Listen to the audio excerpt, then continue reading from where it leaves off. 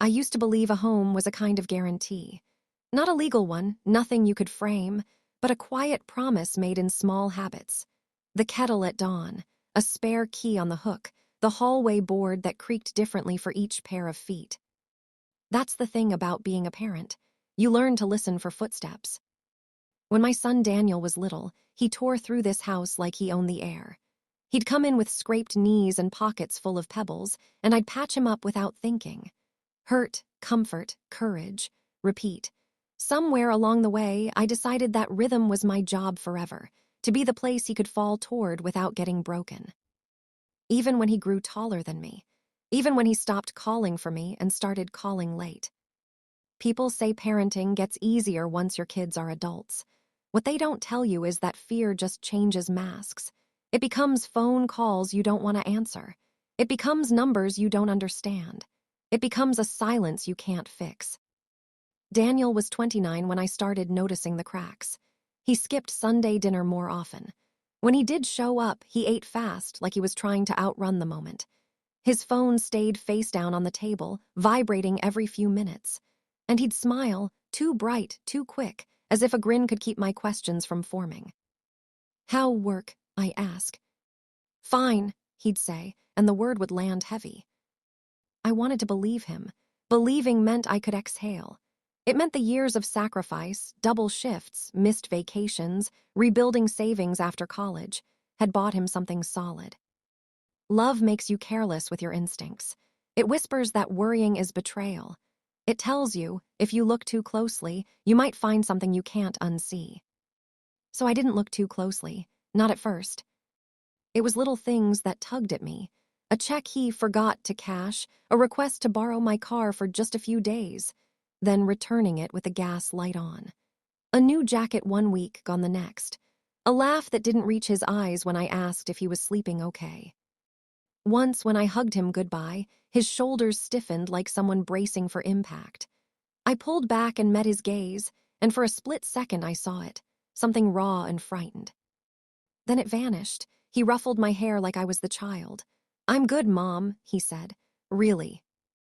And I let that be enough. My friends said I worried too much. "He's a grown man," they'd tell me. "You can't carry him forever." As if love was a suitcase you could set down. I wasn't naive. I knew Daniel had made mistakes. Credit card offers in college, an impulsive car loan, a job change that left him scrambling. I'd been young once too. I knew how quickly a small misstep could become a spiral if you didn't have someone to reach for. And maybe that's why I kept reaching.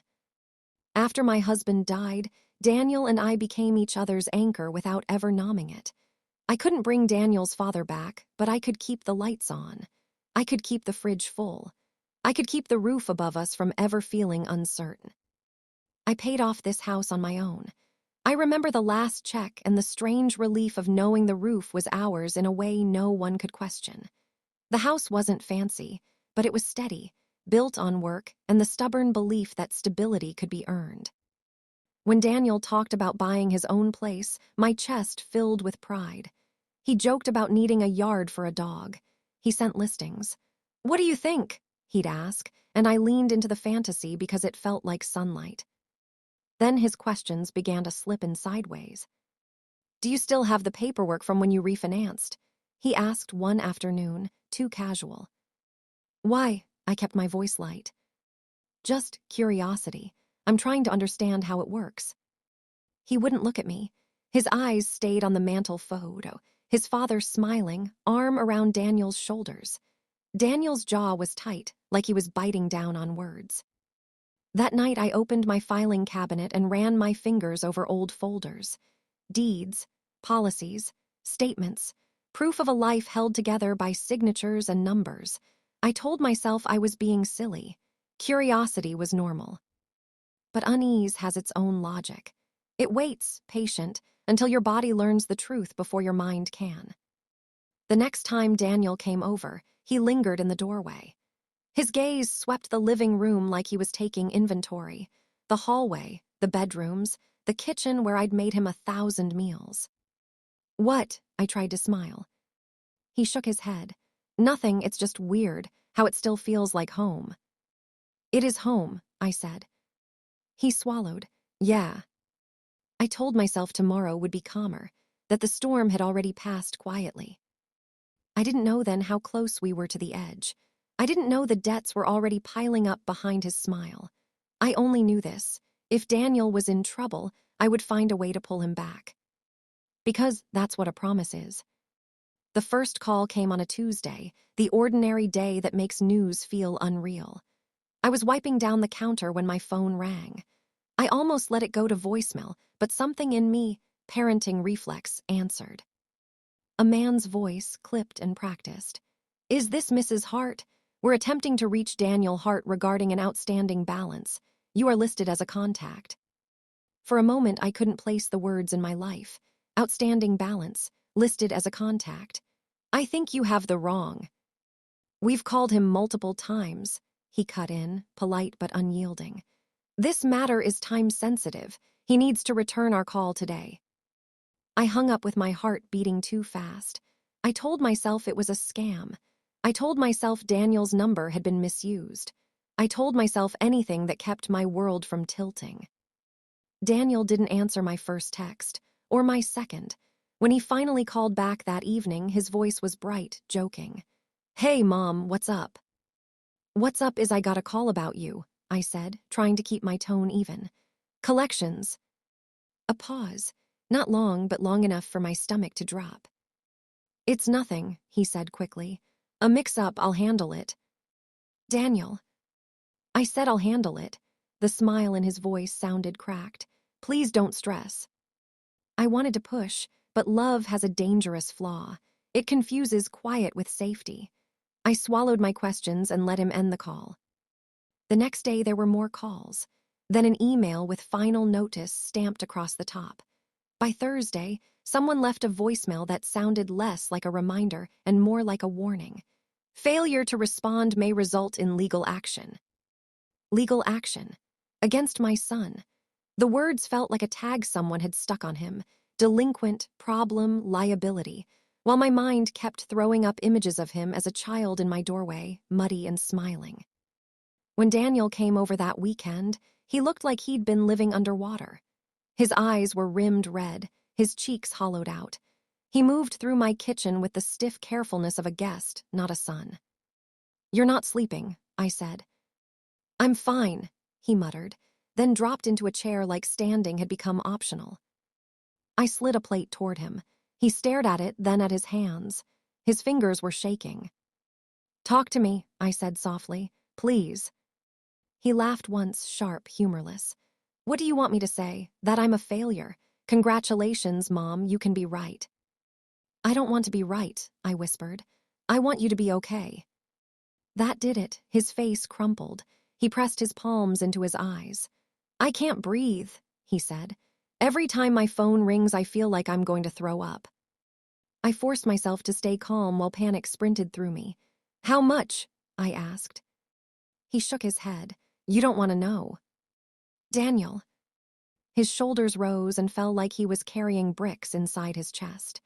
It started with the cards, he said. Then the loan.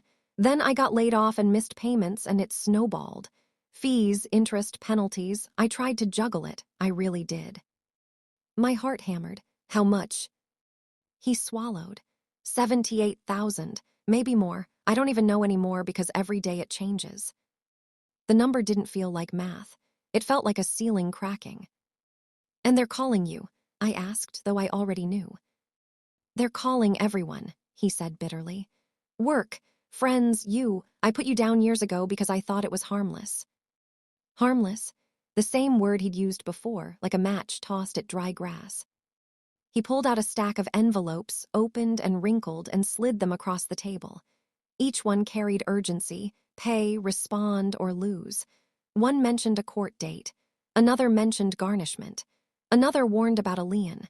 I didn't understand every term, but I understood the shape of it, collapse closing in. I'm not trying to scare you, Daniel said, voice ragged. I'm trying to tell you before it gets worse. Before it gets worse. As if worse was still a door we hadn't opened. His phone rang while he was still sitting there. I watched him flinch like he'd been slapped. He stared at the screen, then shoved the phone away as if it was poisoned. Answer it, I said, not because I wanted him to, but because I wanted the monster in daylight. He did. I listened as a woman spoke in a calm tone that made my skin crawl. Dates, amounts, consequences. Daniel tried to explain, stumbled, apologized. The woman didn't soften. She didn't have to. She had the numbers, and numbers are a kind of power. When he hung up, he looked at me with shame so heavy I could almost taste it. I've thought about just disappearing, he confessed, barely audible. What? My voice came out sharp, terrified. Not like that, he rushed, then hesitated. And that hesitation said what his words wouldn't. I just want it to stop. I want my brain to be quiet for 5 minutes. In that moment, the debt stopped being a number. It became a cliff edge. It became my son staring down into himself, looking for an exit. I reached across the table and took his shaking hands. Listen to me, I said, forcing steadiness into my voice. You are not alone. You are not doing anything drastic. You hear me.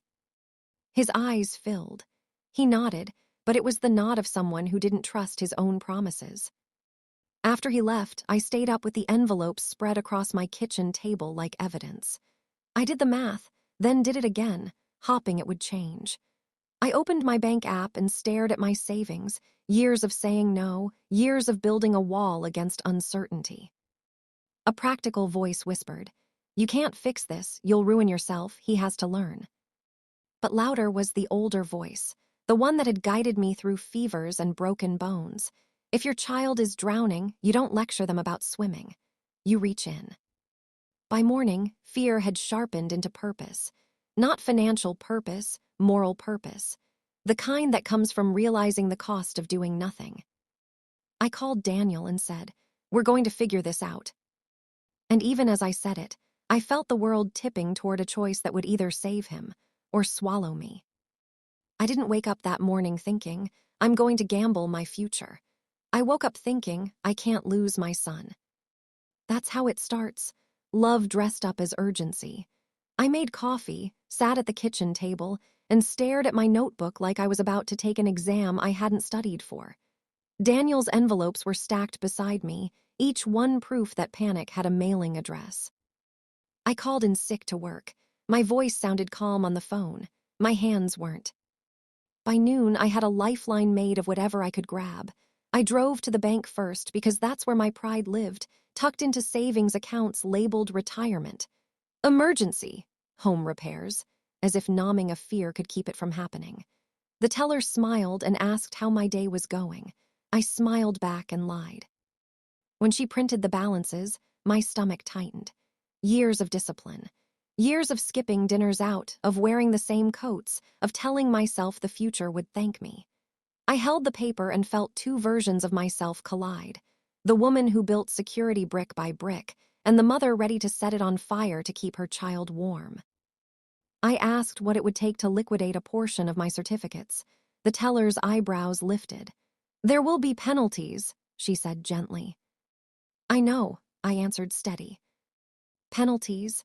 That word followed me like a shadow. Penalties for withdrawing early. Penalties for being desperate. Penalties for loving someone who couldn't pay his own. I left with a folder of forms and a throat so tight I could barely swallow. In the parking lot, I called Daniel. "Meet me tonight," I said. "Bring everything, all of it." He hesitated. "Mom, you don't have to." "Bring it," I repeated, softer, the tone I used when he was 5 and convinced monsters lived in the closet. "We're going to face it." He arrived after dark, shoulders hunched. He looked like he'd aged a decade in a month. I sat him at the table and spread the papers out. Credit cards, personal loans, medical bills, overdraft notices, balances that had multiplied when no one was watching. We went through them one by one. Each total felt like a punch. Each interest rate was a kind of quiet cruelty. Daniel kept apologizing as if he could scrub the ink off with words. "I tried," he whispered. "I tried so hard." "I know," I said and meant it. Because the truth is, he had tried in the way drowning people try, flailing until they're too tired to move. We called creditors together. Some were icy. Some were bored. I listened to Daniel repeat his name and address like an admission of guilt. I watched shame fold him smaller in his chair. At one point, he covered the receiver and looked at me with wet eyes. "I ruined everything," he said. "No," I told him. "This is money. You're my everything." It came out fierce, almost angry. I realized I wasn't only talking to him. I was talking to my own fear, numbing what mattered so it couldn't be stolen by a balance sheet. The next day, I sold my grandmother's ring. It wasn't flashy, just a thin band with a small stone. My grandmother had pressed it into my hand on her last good day. "For strength," she'd said. I'd always believed it meant emotional strength. It turned out it could be appraised in dollars.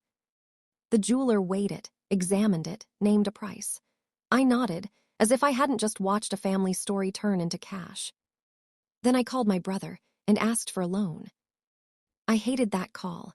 I hated the long pause before he said, "How much?" I hated the part of me that wanted to explain every detail so he wouldn't think less of Daniel, or me, or the kind of mother who couldn't say no. He wired what he could. "Don't let this destroy you," he warned. "It won't," I promised, and that was my second lie of the week. Piece by piece, I assembled the money. I also went through my closets like a thief in my own life. Old electronics, a barely used treadmill, the second television Daniel had convinced me to buy years ago. I listed things online, met strangers in grocery store parking lots, smiled while they bargained down pieces of my comfort. Each sale felt like shaving off a layer of myself, but I kept telling that quieter, frightened part of me, "This is temporary, this is love, this is what mothers do." Savings drained. Accounts closed. A small personal line of credit opened in my name. The bank manager talking to me like this was practical instead of an emotional hemorrhage.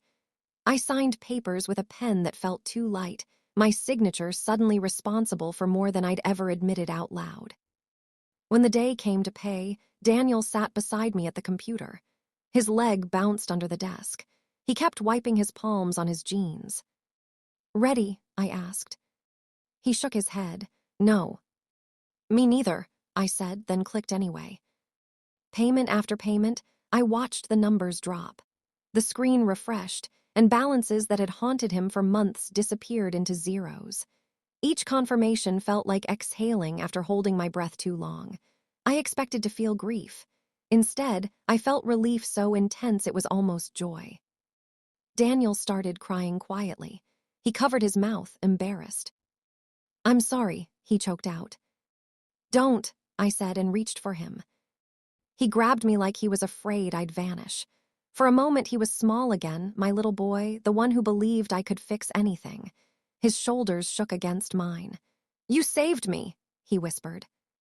And my heart, stupid and loyal, lit up at the words. I wanted them to be true. I wanted to believe love could be converted into safety, that my sacrifice could buy him a clean slate.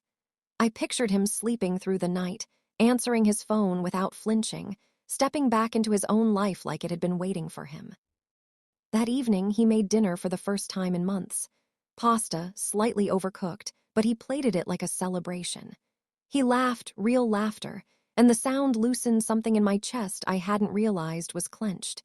He even talked about the future, paying me back, getting a better job, maybe finally adopting that dog. "I'll make it right," he promised. "I swear." I believed him, because belief was easier than suspicion, and because the house was warm, and because for the first time in a long time, the air didn't feel sharp. After he left, I walked through the rooms turning off lights, the way I always did. The house hummed with its familiar quiet. I stood in the hallway and let myself imagine the storm had passed, that the danger had been paid in full. I didn't know that peace can be a disguise. Sometimes it arrives not as truth, but as a pause before the next blow. The quiet that followed felt earned. Not the hollow kind, not the lonely kind, just stillness. The good kind. The kind that lets your shoulders drop without you noticing. Daniel started coming over again without excuses. He stayed for dinner. He lingered. He laughed. His phone stopped ruling the room. Sometimes he even forgot it in his car, like a man who no longer lived in fear of vibrations. On the surface, everything looked healed. He slept better. He talked more. He made plans. He spoke in sentences that included the future again, not just survival. He stopped flinching when the phone rang. He walked into rooms like someone who believed he belonged there. And I told myself, this is what saving someone looks like. I went back to work. I refilled my savings jar, slowly, carefully, pretending I wasn't starting from ash. I folded the crisis into the past, where disasters are supposed to stay. I let myself feel proud, quietly, privately, like I had passed some invisible test of motherhood. We didn't talk about the debt anymore, not because it was forbidden, but because it felt finished, closed, resolved, like a chapter you don't reread once the ending stops hurting. Peace has a sedative effect. It softens your edges, it dulls your instincts. Still, the unease came in whispers. It started with small things, things too small to accuse, too strange to name. Daniel became careful with his words when money came up, not anxious, just controlled. Polished. Like someone rehearsing normalcy instead of living it. "How work?" I ask. "Good," he'd say, always good. No details, no complaints, no mess. "How's the apartment search going?" He'd hesitate half a second too long. Slow, market's weird. Everything was always vague. Clean, smooth, answers without texture. Then there was the paperwork. One afternoon, I noticed a thick envelope on my kitchen counter after he left. No return address. No logo. Just his name and my address in printed letters. It looked official, but not urgent. I didn't open it. I just moved it onto the side table and told myself it was nothing. The next time he came over, I handed it to him casually. "This came for you." His fingers tightened around the envelope like it might bite him. His jaw locked. For a fraction of a second, the old panic flickered across his face. "What is it?" I asked lightly. "Nothing," he said too quickly. "Just paperwork."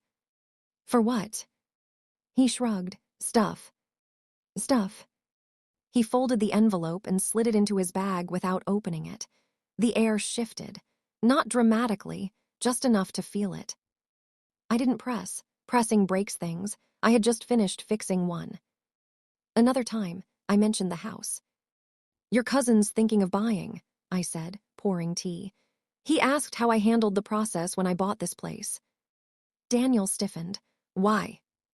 The word came out sharp. I looked up. "Why what?" "Why is he asking about this house?" "He's not," I said slowly. "He's asking about buying a house, in general." "Oh," he exhaled, forced a laugh. "Okay, just sounded weird." I watched him too carefully then.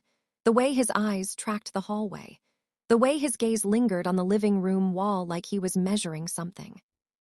"What?" I asked. "Nothing," he said again. There's a difference between calm and quiet. Calm feels open. Quiet feels sealed. I started noticing how often Daniel redirected conversations away from anything permanent. Jobs, homes, stability, ownership, anything rooted. Everything was temporary language, maybe, someday, later, eventually. He never talked about building, only about surviving. One night, I asked, "Have you thought about where you actually want to live long-term?" He smiled. "Why does everyone want me to settle down?" "Because you deserve a life, not just a schedule." His smile thinned. "I have a life." The words sounded defensive, not certain. The strangest part was how normal everything else felt. He hugged me goodbye again. He checked in during the week. He even sent me a picture of a dog he liked at a shelter. It looked like progress. Healing, movement. That's what made the unease so confusing. Nothing was wrong. And yet something wasn't right. I'd sit alone in the evenings and feel it, a low hum in my chest, like static under music. Not fear, not suspicion, just awareness. The sense that I was standing in a room that had been carefully rearranged, and I couldn't remember how it used to look. I told myself I was traumatized from the crisis. Hypervigilant, overprotective, looking for storms in clear skies.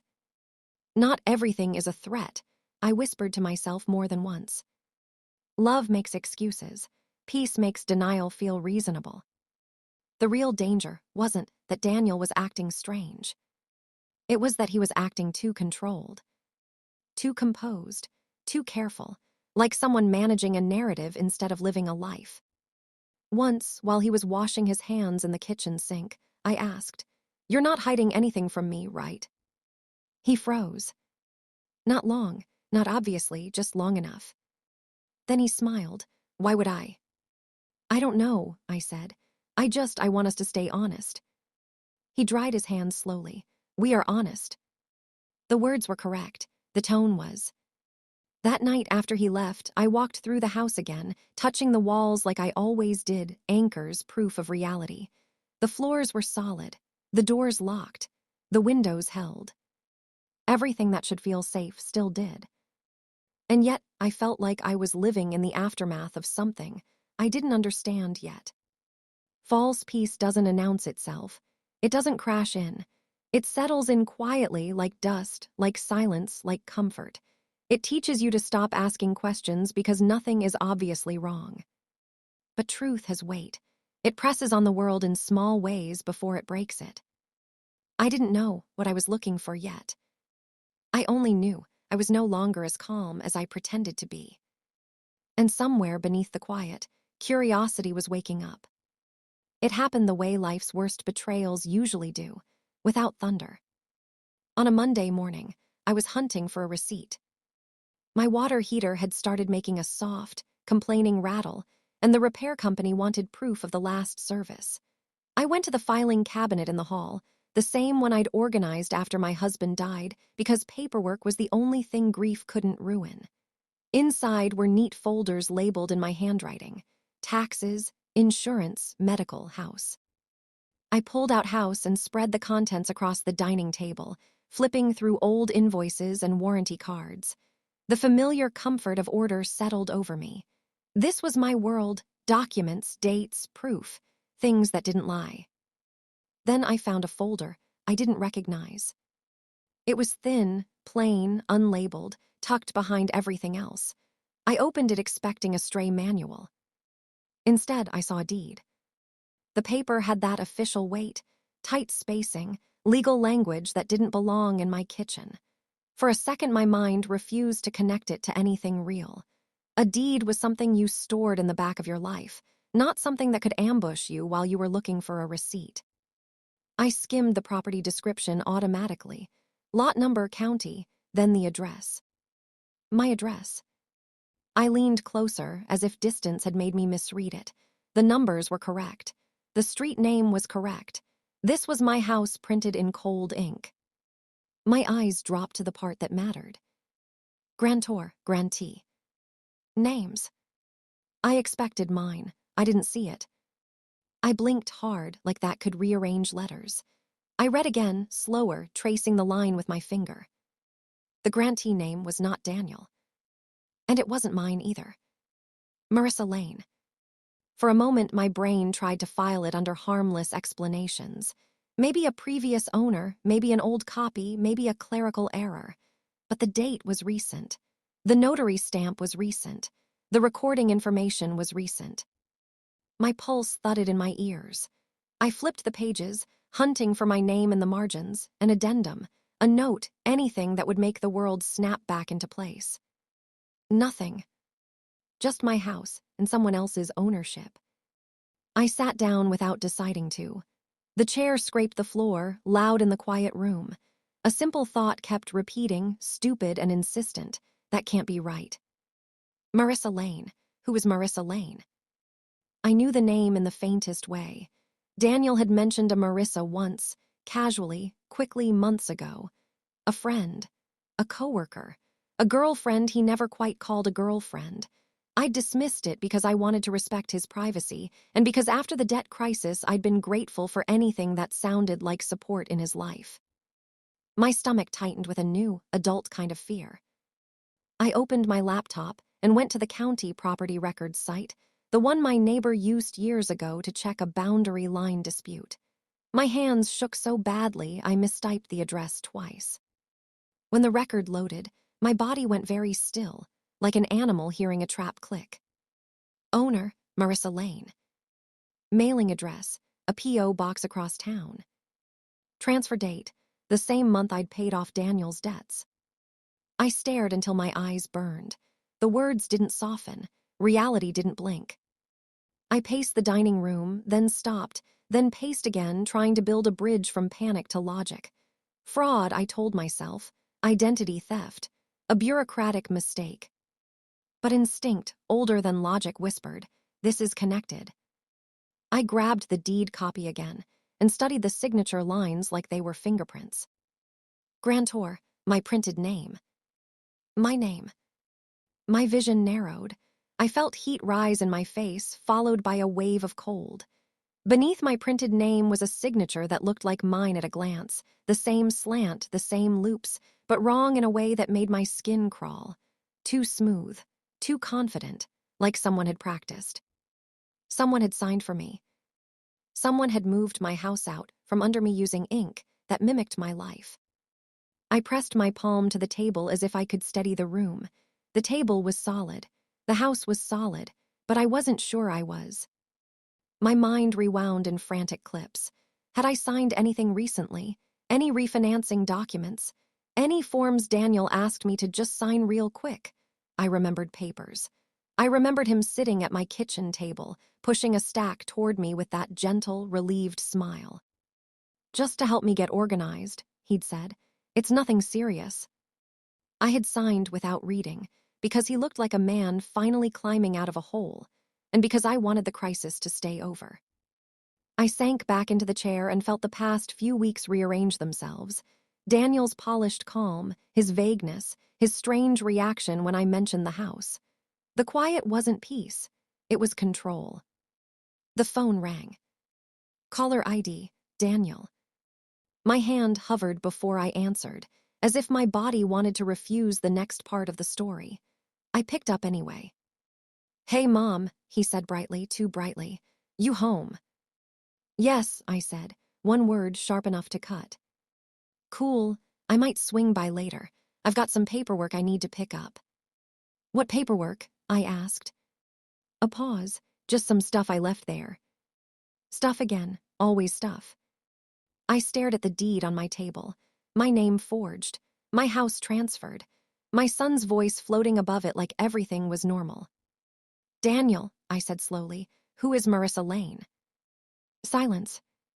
Not a polite pause. Full silence, the kind that empties a room. Then he exhaled, a sound that carried more than nerves. Why are you asking that? Because her name is on my house. Another silence, heavier. Somewhere outside, a car passed. The world kept moving while mine stopped. That's not what you think, he said finally. A laugh tore out of me, one sharp burst. Then tell me what it is. Mom, please, he said, and his brightness fell away. Now he sounded scared. Don't freak out, I can explain. Explain, I repeated, tasting metal. He swallowed. I did it to protect us. Protect us. The phrase landed wrong, like a key forced into the wrong lock. Protect us from what? From who? From the truth. My fingers curled around the edge of the table. You took my house, I said. I didn't take it, he insisted. It's still your home. Nothing changes day to day. I had to make sure it couldn't be touched. Touched by whom? Creditors, courts, him. The room tilted. I drew a breath that felt like it scraped on the way in. Whose idea was this? I asked. He didn't answer fast enough. And in that delay, Marissa Lane stopped being a name on paper and became a person standing between me and my own front door. I need you to come here, I said, voice low. Now. Mom. Now. When I hung up, my hands shook so hard I couldn't gather the papers. The deed lay there like a verdict. The house around me felt suddenly unfamiliar, like a place I'd been allowed to live in until someone decided otherwise. I walked to the living room and looked at the framed photo of Daniel and his father. Daniel's smile was wide, innocent, certain the world was safe because we were holding him up. My eyes burned. A thought settled in with stunned clarity. The debt hadn't been the disaster. It had been the doorway. I didn't yet know how deep the lie went or why. And whatever was on the other side had my name on it, written by someone else. After I hung up, The house felt like it was holding its breath. The silence wasn't peaceful anymore. It was watchful. The kind of silence you hear in courtrooms and hospital halls, the places where the truth finally has to show itself. I stood at the dining table with the deed spread out like a body. My printed name, a signature pretending to be mine. Marissa Lane's ownership stamped into my address like she'd always belonged here, and I was the temporary guest. I kept waiting for a rational explanation to arrive and calm me down. A mistake, a scam, a clerical mix-up that would be corrected with one phone call and an apology. But my instincts didn't reach for comfort. They reached backward. They started replaying everything Daniel had said in the past months, like my brain had been collecting evidence quietly while my heart insisted we were safe. Just to help me get organized. Nothing serious. Paperwork. Stuff.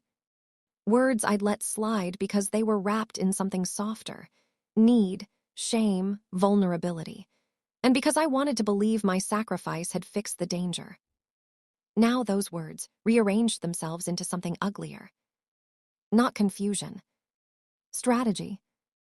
I slid the deed into the folder and then pulled it back out again, as if the paper might change its mind if I handled it differently. It didn't. Ink doesn't care about tears. I tried to remember the day I signed those documents. It came in flashes. Daniel at my kitchen table, his elbows braced on the wood like he was holding up his life. A stack of papers between us. He looked exhausted but relieved, like he'd finally found a plan. He had called me Mom in that voice he uses when he wants to be the little boy again, the one who believes in my strength. Just sign here, he'd said, tapping lines with a pen. It's to consolidate, to keep things clean. To keep things clean. Like debt was a spill you could wipe up if you moved fast enough. I remember how tender I felt toward him in that moment. I remember thinking, he's trying. He's coming back to himself. Don't punish him with suspicion. So I signed. I signed because I didn't want to be another person in his life who looked at him like a problem. I signed because he was my son, and because he looked like he'd break if I asked one more question. That's what the mind does when it's protecting a child. It edits reality. It highlights the tears and blurs the details. Now, in the harsh light of the deed, I could see the details I'd blurred. Like the way Daniel had insisted on coming over to go through paperwork right after I paid the debts, when I thought the crisis was done. Like the way he'd watched me sign with that careful stillness, too focused, too quiet, like he wasn't just relieved but intent. Like the way he'd started asking about my house documents in the first place, slipping questions in like they were harmless curiosity. Do you still have the refinancing paperwork? Do you remember where the deed is? Did you ever add Dad's name? I'd answered, freely, innocently, proudly, even because I thought he was learning from me, learning responsibility. Now I understood he wasn't learning, he was mapping. And suddenly the debt crisis took on a new shape. It wasn't just desperation, it was timing. The transfer date on the property record, right around the month I paid off his debts. The same month I was exhausted, emotionally wrecked, relieved enough to stop reading fine print. The same month Daniel had finally stopped panicking because the panic had served its purpose. My chest tightened with something worse than anger. Humiliation. Not the public kind, but the private kind. The kind that makes you realize someone studied your love and used it like a tool. I stared at the house around me. My couch, my curtains, the little chip in the hallway wall from when Daniel was 13 and slammed his backpack too hard. Every mark was a memory. Every memory was mine. And yet the deed said it belonged to someone else. That's when it hit me. This wasn't just theft. It was conversion. He had converted my identity as a mother into leverage. All those years I'd told myself I'd do anything for my child. All those years I'd said it like a vow. Daniel had heard it as a strategy. I sank into the chair and pressed my fingertips to my temples. My thoughts wouldn't line up.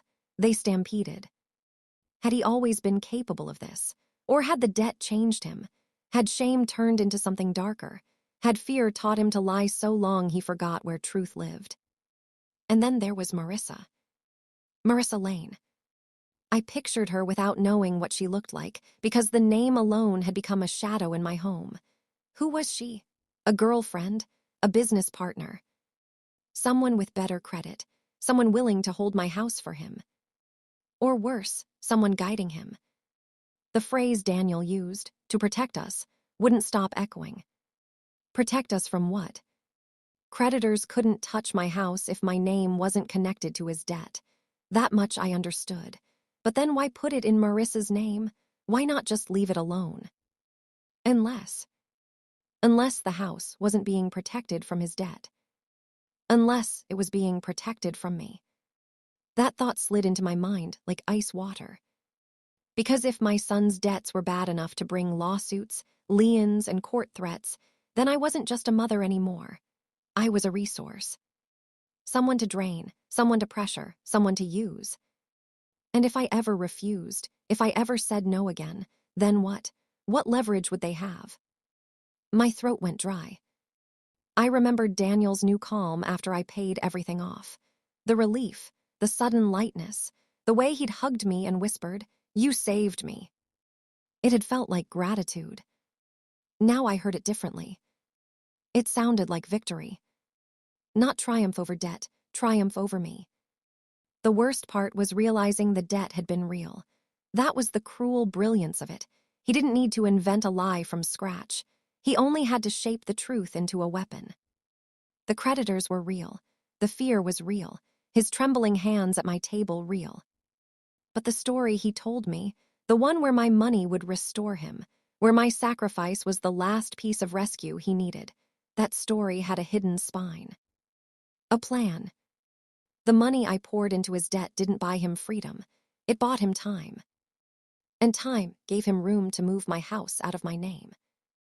Out of my control. I stood up abruptly, my chair tipping back with a loud crack that startled me. My legs felt unsteady. I walked to the sink and turned on the faucet, letting cold water run over my hands like it could rinse off betrayal. I watched my fingers under the stream and thought, I did everything right. I worked, I saved, I paid off my home. I raised my child with love, even after grief hollowed my marriage into a memory. And still this happened. Because love, pure love, is not armor. Sometimes it's an open door. The phone buzzed with a text. "Daniel, I'm coming. Please don't call anyone. We can talk." Please don't call anyone. The words made my stomach twist, not because they were unreasonable, because they sounded like instructions. Like he still believed. He could manage my reactions the way he'd managed my trust. I set the phone down and looked around the kitchen again, taking inventory the way Daniel had.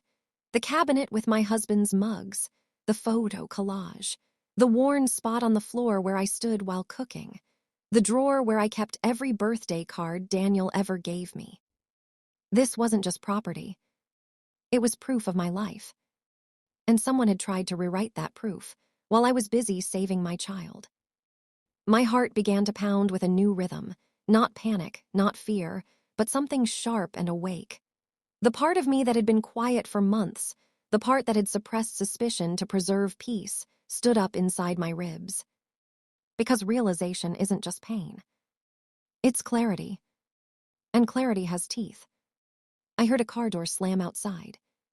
Footsteps on the walkway. And I knew the next words out of my mouth would decide whether I stayed a mother begging for honesty or became a woman demanding it. Daniel didn't knock the way he used to. He used to knock like he belonged, 2 quick taps, then the door opening before I even answered, like the house was an extension of him. This time, he knocked once and waited. When I opened the door, he gave me a cautious smile, the kind you offer a barking dog. "Hey," he said softly, like volume alone could keep the moment from exploding. I stepped aside without speaking. He walked in and stopped in the entryway, glancing down the hall as if checking for witnesses. His eyes landed on the dining table where the deed sat, centered like an accusation. He swallowed. "Okay," he breathed, "so you found it." "Found what?" My voice surprised me. steady, almost calm. A deed with my address and someone else's name, or a forged signature with my printed name under it. Daniel flinched. He ran a hand through his hair and tried to laugh, but the sound died halfway. "Mom, I didn't forge your signature." I stared at him. The lie was so immediate, so automatic, that it almost made me dizzy. "Then whose is it?" I asked. He exhaled hard.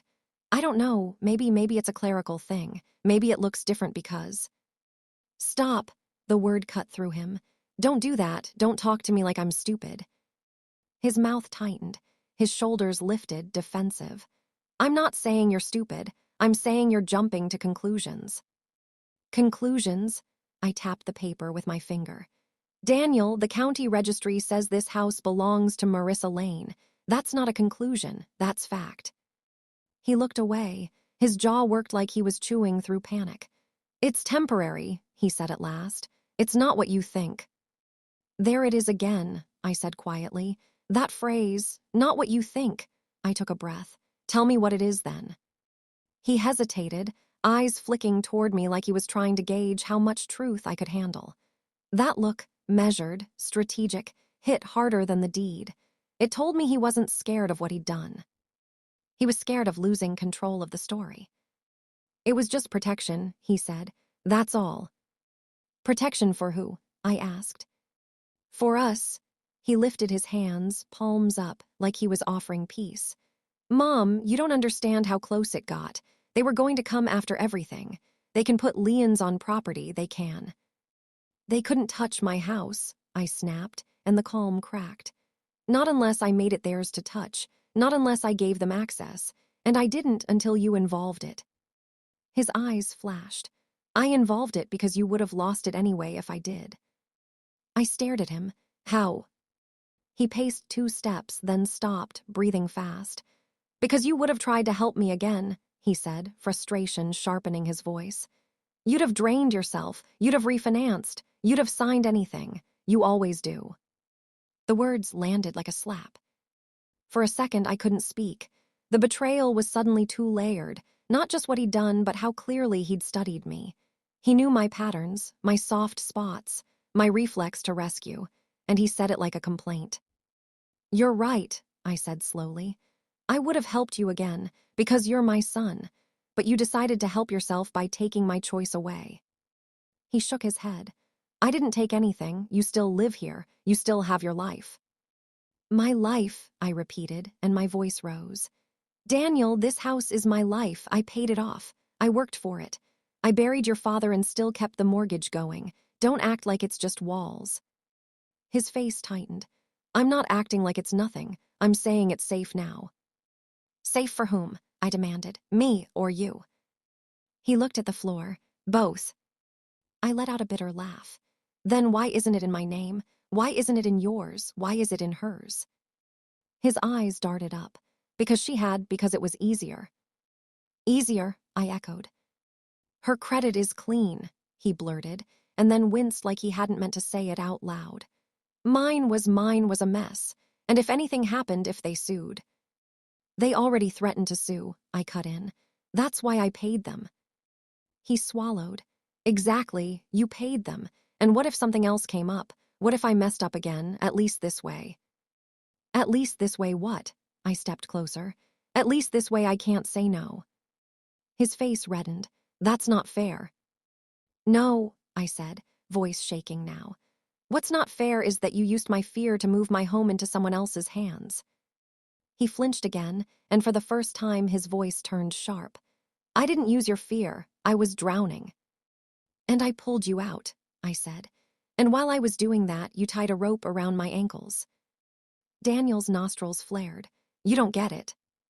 "Then make me get it," I said. "Start from the beginning. Tell me exactly what you did and when and why." He hesitated, then spoke fast, like speed could make it sound less awful. "Marissa and she helped me. She knew about the debt. She said the only way to protect assets was to separate them. And I thought it was smart. I thought it was just paperwork. I thought it was temporary." "You thought," I stared at him. "Did you think about asking me?" He scoffed, frustration boiling over. "You would have freaked out." I'm freaking out now, I shot back, and I'm doing it with facts. He threw his hands up. Fine, I didn't tell you because you would have said no, and I couldn't risk that, not when everything was falling apart. There it was. The confession wasn't a single sentence. It was the truth, woven into the way he said it, like my consent had been optional. I felt something inside me settle into place, heavy and clear. So you knew it was wrong, I said softly. His eyes filled with tears, and for a moment he looked like my son again, scared, ashamed. I knew it was necessary. Necessary. That word is a weapon. People use it when they want to make harm sound like love. Necessary for you, I said, not for me. He stepped closer, voice pleading now. Mom, please, I was trying to protect you. I was trying to keep you from losing everything because of me. Doesn't that count for something? The guilt trap was so familiar it almost worked. That was the cruelest part. He knew exactly which buttons to press because I installed them. I took a slow breath. If you wanted to protect me, I said, you would have told me the truth. He shook his head, tears sliding down his cheeks. I couldn't. You'd look at me like I'm a criminal. I stared at him, stunned by the audacity of it. Daniel, you forged my signature. I didn't, he started, then stopped, realizing denial wouldn't survive the paper on the table. He looked down. His voice dropped. Marissa handled the paperwork. Of course. Outsourcing guilt doesn't erase responsibility. So she signed my name, I said. He didn't answer. His silence was a yes. And you let her, I continued. Still silence. My chest hurt, not a metaphor, a real ache like grief pressing against bone. You brought someone into my life, I said, voice breaking. Someone I've barely met, and you let her put my name on a legal document like it was nothing. He wiped his face with his sleeve, frustration returning. You're making it sound evil. It wasn't evil. It was survival. Survival is not an excuse to steal, I said, and my voice surprised me with its strength. Daniel's eyes flashed. You'd rather I died. The words were sharp, cruel, calculated. He threw them like a grenade into my chest, daring me to choose between boundaries and his life. For a moment, my body reacted the way it always did. Panic, terror, immediate surrender. A voice in my head screamed, don't push him. Don't risk losing him. Then another voice, quiet but steady, answered. If he can threaten you with his existence, he will never stop. I swallowed hard. Don't do that, I said, low and trembling. Don't weaponize my love. He blinked, caught off guard. I did not ask you to suffer, I continued. I did not abandon you. I emptied my life to save you, and now you're asking me to accept betrayal as proof of love. No. Daniel's mouth opened, but no words came out. He looked stunned, like he'd never heard that tone from me. I realized then that he had always expected me to fold. Always. Because I always had. I pointed at the deed. This ends, I said. Today, you are going to tell me everything, and then we are going to fix it legally. Not emotionally, not with promises, legally. His face hardened. You can't just. I can, I cut in. Because it's my house, even if the paperwork says otherwise right now. He laughed bitterly. Mom, you don't understand how this works. If it's in her name, then. Then I'll learn, I said. I learned how to pay off a mortgage. I learned how to survive widowhood. I can learn this. His eyes widened at the steadiness in my voice. He looked frightened now, not of debt, but of me. You're going to ruin everything, he whispered. No, I said, and the word felt like a door locking. You already did. I'm just done pretending it's okay. The air between us thickened. Daniel's breathing was loud. My hands were shaking, but my spine felt straight for the first time in months. I need time, he said, voice cracking. You've had time, I replied. You used mine. He stared at me like he was seeing a stranger wearing his mother's face. And maybe he was. Because somewhere between the debt and the deed, I stopped being only a parent. I became the person who had to live with what he'd done. Daniel's gaze flicked to the hallway, to the living room, to the house itself, like he was suddenly aware it might not always be his refuge. Mom, he said, softer, please. I felt the familiar pull, that ache to soothe him, to undo conflict with comfort. But beneath it was a colder truth. Comfort had been my weakness. It had taught him he could take, and I would still cradle him. I lifted my chin. Tell me where Marissa is, I said, and tell me what else you signed. His face went pale. And in that pallor, I understood this wasn't the full story. It was only the moment the silence finally broke. The strangest part of betrayal isn't the moment it happens. It's what happens after, when life insists on continuing, when the sun still rises on a house that no longer feels like yours. After Daniel admitted Marissa handled the paperwork, he didn't scream. He didn't storm out. He just stood there in my entryway like a boy caught stealing candy, except the candy was my home and the theft had a notary stamp. I didn't mean to hurt you, he said, voice small. I know, I replied and surprised myself, because I did know. He didn't mean to hurt me the way a stranger would. He meant to use me the way someone who feels entitled does, like love is a resource, not a relationship. He asked if he could sit. I nodded. We moved to the living room, the room where we'd watched holiday movies and laughed through the grief after his father died. The couch cushions dipped under his weight, and for a moment I felt the ghost of normalcy try to return, like muscle memory. But normal was gone. The air had changed. Daniel kept explaining, like explanations could rebuild trust the way money rebuilt debt. He talked about fear. He talked about pressure. He talked about Marissa being good with finance. He talked about protection like it was a sacred word. I listened until I couldn't. Stop, I said quietly. I'm not asking for a story, I'm asking for the truth. He blinked at me, raw irritation rising. I am telling you the truth. No, I said. You're telling me the version that makes you feel like a good person.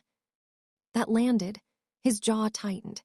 His eyes flashed with anger, and for a second I saw the man he'd become, the one who could talk himself into anything if it meant survival. You're acting like I'm some villain, he snapped. I'm acting like someone who just learned she doesn't own her own front door, I said. Silence. I heard the refrigerator hum in the kitchen. I heard the clock ticking, ordinary sounds, cruel in their steadiness. Daniel's shoulders sagged. What do you want me to do? He asked, defeated. I looked at him and felt two emotions collide so hard it made me ache. I loved him. I didn't trust him. I didn't know how to hold both. I want you to give me everything, I said. Every document, every email, every message, every name. I want to know what you signed and what you didn't, and I want Marissa's number. He flinched at her name. Mom, you can't just call her. Watch me, I said. That was new, not calling, my tone. The part of me that used to soften at his discomfort didn't move. Daniel stared at me like I'd slapped him with a new identity. She's not going to talk to you, he muttered. Then she can talk to my lawyer, I said. The word lawyer hung in the air like a threat, and I hated that it had to. I hated that this, my son, my home, my life, had become something that required protection. Daniel's face twisted. So that's it, you're going to destroy me again. Again. As if my refusal to be used was an attack. I felt a tight smile form. I didn't destroy you the first time, I said. Your choices did. His eyes filled with tears. He looked away, ashamed. For a moment, the old instinct surged in me to reach out, to touch his shoulder, to tell him it would be okay. But then my mind replayed his words from the confrontation. You always do. You'd sign anything. I kept my hands in my lap. That night, Daniel didn't stay for dinner. He left with the same carefulness he'd entered with, like this house was no longer guaranteed. He stood at the door and hesitated. I'm still your son, he said softly. I know, I replied. That's why this hurts.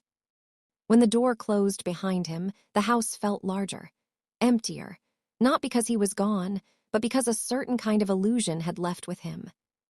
I didn't cry immediately. I cleaned. That's what I do when my world breaks. I wash dishes. I wipe counters. I fold towels. I move my hands so my heart doesn't have to move yet. But the grief came anyway, quietly at first, then all at once. I sat on the kitchen floor with my back against the cabinets and cried like I had the day I buried my husband, deep, shaking sobs that made my ribs ache. It wasn't just about the house. It was about what the house represented.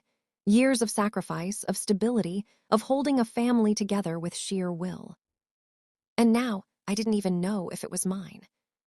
Shame followed grief like a shadow. Not shame that Daniel was struggling. I could handle that. Shame that I hadn't seen it. Shame that I'd signed without reading. Shame that I'd been so desperate to believe I'd saved him that I had stopped protecting myself. I didn't tell anyone at first. How do you say it out loud? How do you admit your own child moved your home into someone else's name like it was a clever trick? I avoided my friends. I ignored group texts. I laughed too brightly at work and said I was tired. I became a private storm behind a polite face. But secrets have weight. They press on you until you either collapse or you lift them. 2 days later, I called my brother. He answered with his usual warmth. "Hey, sis, everything okay?" The silence on my end gave me away. "Talk to me," he said, voice sharpening with concern. So I did. I told him about the deed, about Marissa, about the forged signature, about Daniel saying it was protection. My brother didn't interrupt. He didn't gasp dramatically. He just listened, and when I finished, his voice dropped to something cold and steady. "That's fraud," he said. "That's not a misunderstanding, that's fraud." Hearing the word from someone else, someone who wasn't wrapped up in motherhood, made my stomach twist. "It's my son," I whispered, as if that changed the definition. "It's your son," he agreed, "and it's still fraud." I hated the clarity. I needed it. He gave me the number of an attorney friend. "Call her," he said, "today, and don't tell Daniel until you do." I almost argued. The part of me that still wanted to be the bridge, not the wall, surged up. But another part of me, newer, harder, replied, "Daniel already made moves without telling you. You don't owe him your strategy." So I called. The lawyer's voice was calm, businesslike. She asked questions that made my chest tighten. "Do you have the deed copy? Were you present when it was signed? Did you sign anything recently? Do you have evidence of forgery?" Evidence. My relationship with my son had become a case file. She told me what I already feared. I needed to move fast, get documents, freeze vulnerabilities, protect myself. She said things like chain of title and fraudulent conveyance and police report, and every term felt like a crack spreading through the life I thought I had.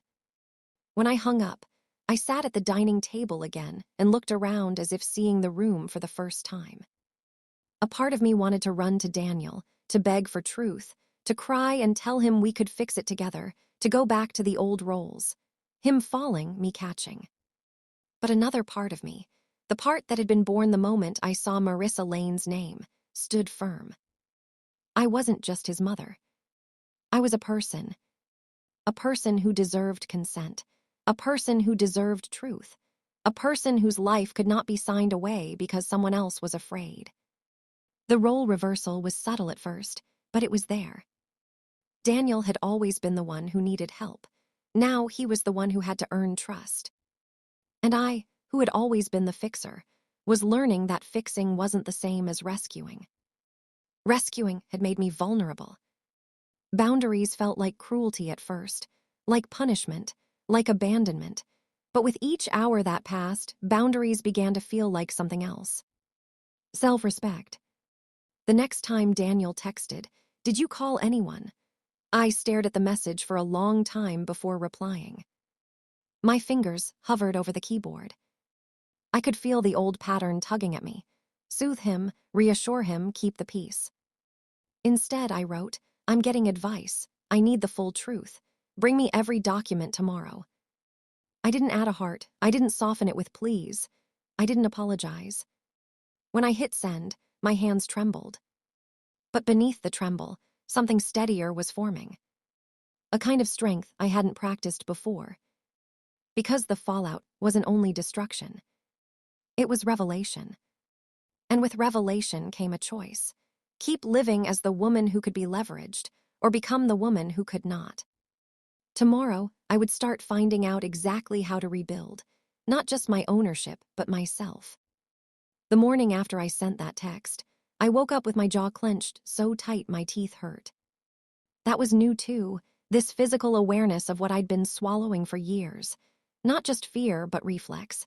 The reflex to smooth things over. The reflex to fix. The reflex to buy peace with whatever part of myself was available. I made coffee and stood at the kitchen window, watching the street like it might offer answers. The neighborhood looked the same as it always had. Kids waiting for the bus, a dog tugging its owner down the sidewalk, sunlight landing harmlessly on lawns. It was almost insulting how normal the world stayed when your life stopped making sense. I held the mug in both hands and repeated the same sentence until it stopped feeling like betrayal. I'm allowed to protect myself. That was the first boundary, internal. A boundary against the voice that had always equated motherhood with self-erasure. Daniel arrived that afternoon with a folder so thick it bent at the corners. He didn't meet my eyes when he handed it to me. "I brought everything," he said. I wanted to say thank you. I wanted to ease his discomfort. I wanted to do what I'd always done, make him feel better first. Instead, I nodded and sat at the table. "Good," I said, and opened the folder.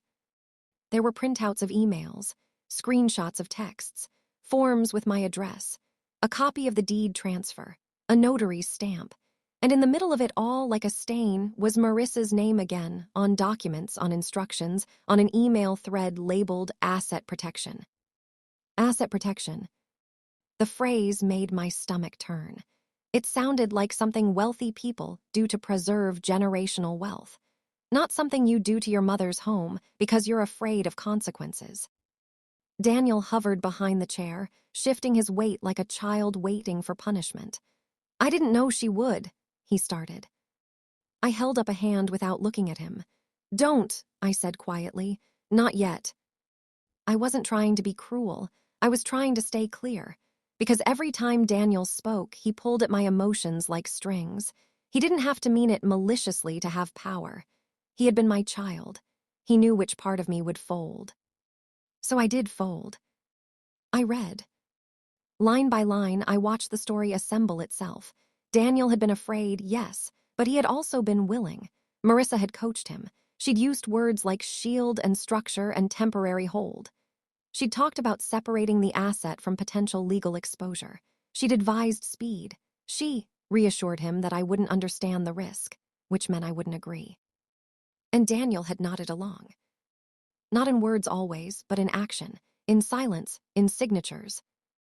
When I finally looked up at him, his eyes were glossy. "Mom," he said hoarsely, "I thought I was doing the right thing." "That's the problem," I replied. My voice didn't shake. "You decided what was right for me without me." His lips trembled. I was scared. "I know," I said, "but fear doesn't give you permission." He sagged into the chair across from me, shoulders slumped. He looked exhausted, like the weight of consequence had finally landed. I expected, truly, I expected my heart to crack open and rush to comfort him. Instead, what I felt was something different, grief with edges. Because I could see him clearly now, and seeing clearly changes love. It doesn't erase it, it reshapes it, it forces it to become honest. "I called an attorney," I said. Daniel's head snapped up. "What?" "I called an attorney," I repeated, steady. "I'm not negotiating my safety in my own home." His face tightened with panic. Are you going to call the police?"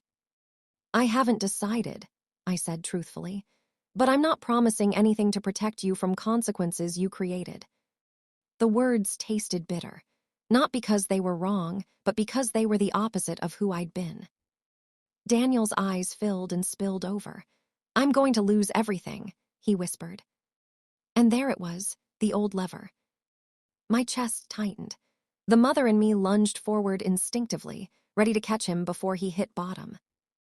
Then I pictured my signature, fake, smooth, practiced, sitting under my printed name.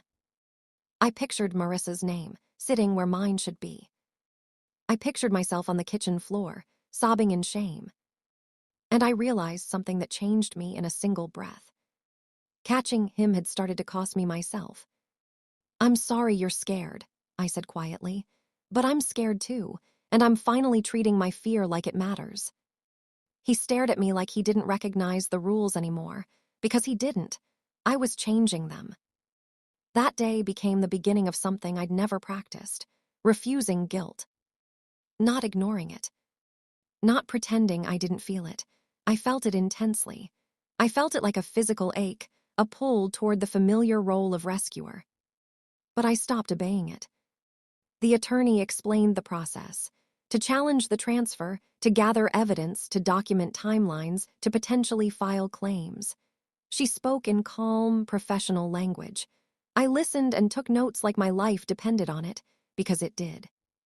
Daniel asked me for reassurance. I didn't give it. He asked me to keep it between us. I didn't promise. He asked me to talk to Marissa gently. I didn't. My boundary wasn't rage. It was firmness. For the first time, my love wasn't a blank check. Marissa texted me 2 days later. "Hi, Mrs. Hart. Daniel told me there was confusion. I'm happy to explain and make sure everyone feels comfortable." Everyone feels comfortable. The phrase was so polished, it made my skin crawl. Comfort was what she'd taken from me. I didn't reply. I forwarded it to my attorney. That was another new thing: letting someone else handle what I didn't have the emotional strength to carry alone. I'd spent decades believing strength meant doing everything myself. Now I was learning strength could also mean asking for help at the right time, from the right people. I told my brother more. I told one friend at work. The first time I said, "My house isn't in my name anymore," my throat tightened like I was confessing a crime. But my friend didn't judge me.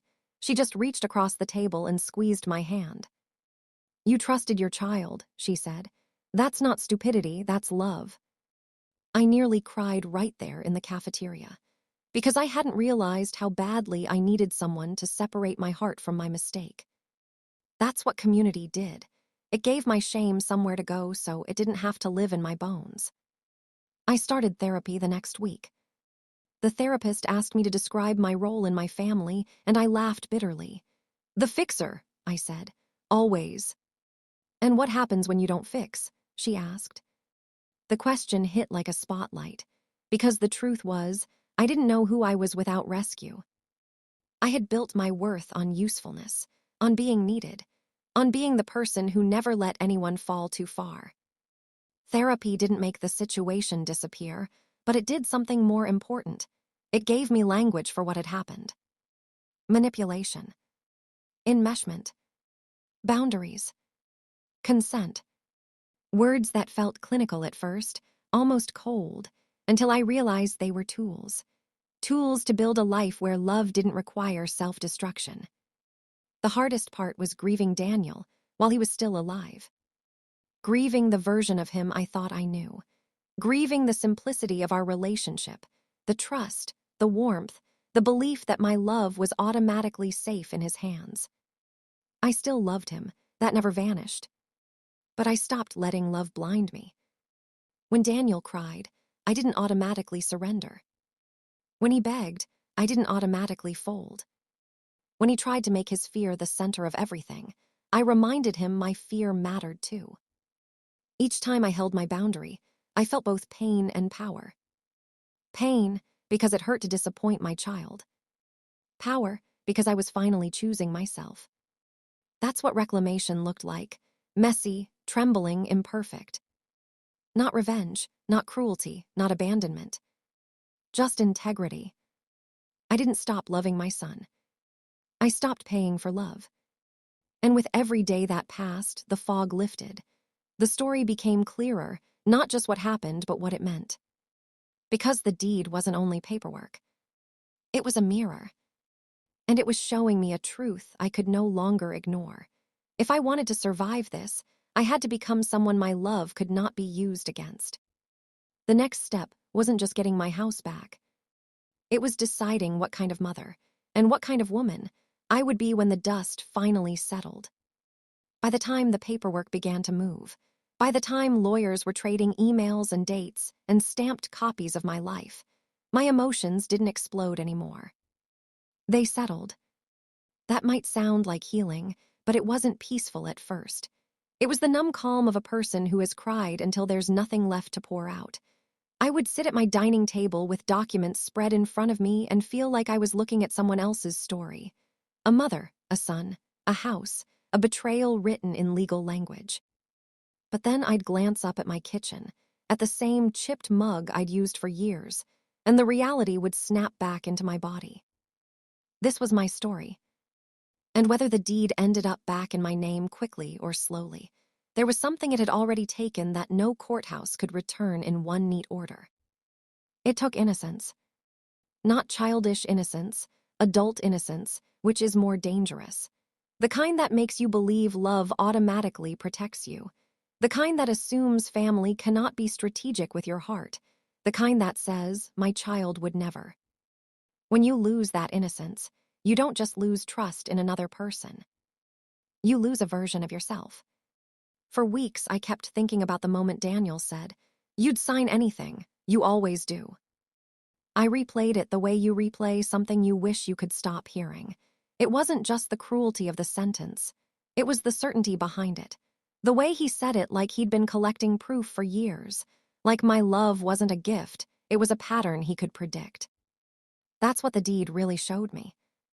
Not just that ownership could be transferred, but that my role in our relationship had become a kind of currency. I used to believe sacrifice was the purest form of love. I wore it like a badge. I'd tell myself, I'm strong because I endure. I'm good because I give. But sacrifice, when it goes unchecked, can turn into something else. It can become permission. It can teach people that you don't have boundaries. You have limits, and limits can be pushed. It can train a child, even an adult child, to see your life as adjustable, flexible, secondary. That's what I had done without meaning to.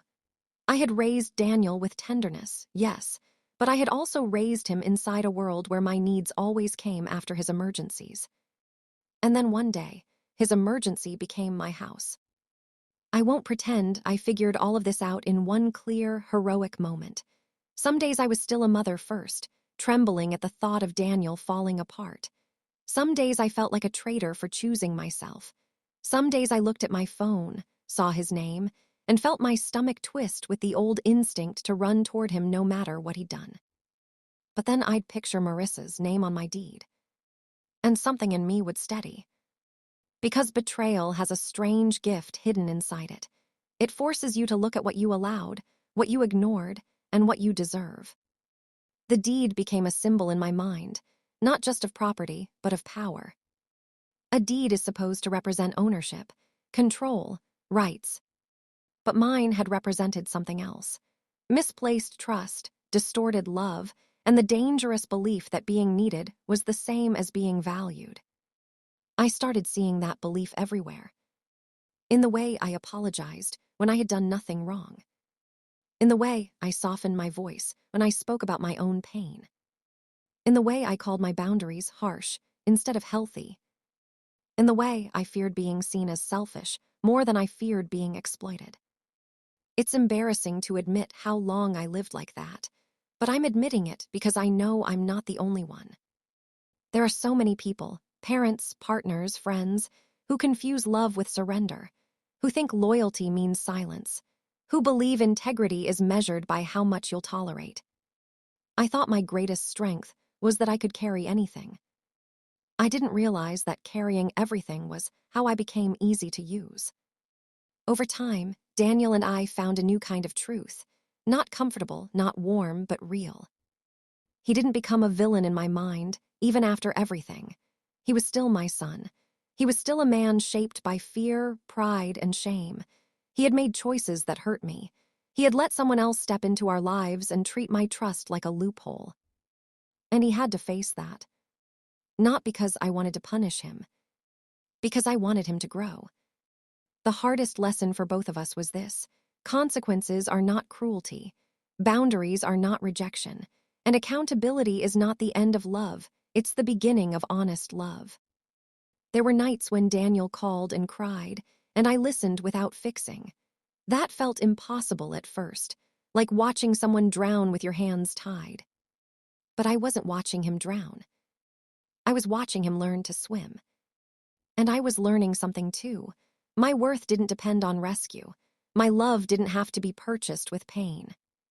As the legal process moved forward, I found myself caring less about winning and more about reclaiming. Reclaiming my name. Reclaiming my voice.